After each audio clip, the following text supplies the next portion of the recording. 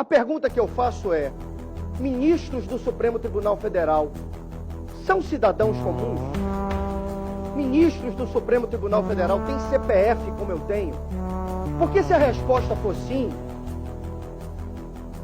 é absurda a decisão do ministro Alexandre de Moraes, pelo alvedrio da sua caneta, barrar a ação de auditores fiscais da Receita Federal do Brasil. Eu tenho CPF, eu estou submetido à legislação nacional. Então, se o meu patrimônio apresentar alguma inconsistência, a Receita Federal em algum momento vai me fazer questionamentos.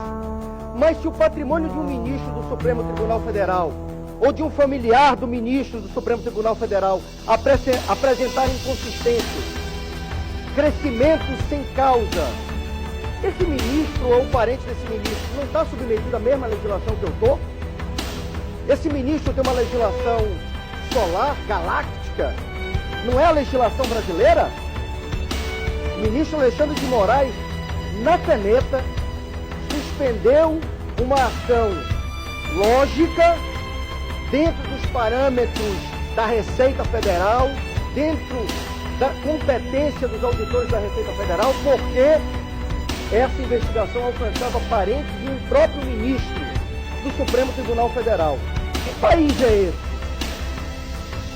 Que país é esse? O ministro tem um CPF melhor que o meu? O parente do ministro tem um CPF melhor que o meu? Então eu quero aqui, para concluir, presidente, externar a minha solidariedade aos auditores da Receita Federal. Eu tenho amigos na Receita Federal e nem por isso deixam de me fiscalizar quando necessário. Mas foi de um abuso, na minha opinião, foi exacerbada a decisão do ministro Alexandre de Moraes, que determinou, num inquérito interno do Supremo Tribunal Federal, a suspensão e a paralisação de todo e qualquer procedimento instaurado no âmbito da Receita que possa investigar ministros e os seus parentes. Esse não é o Brasil que eu defendo. Esse não é o Brasil que eu quero.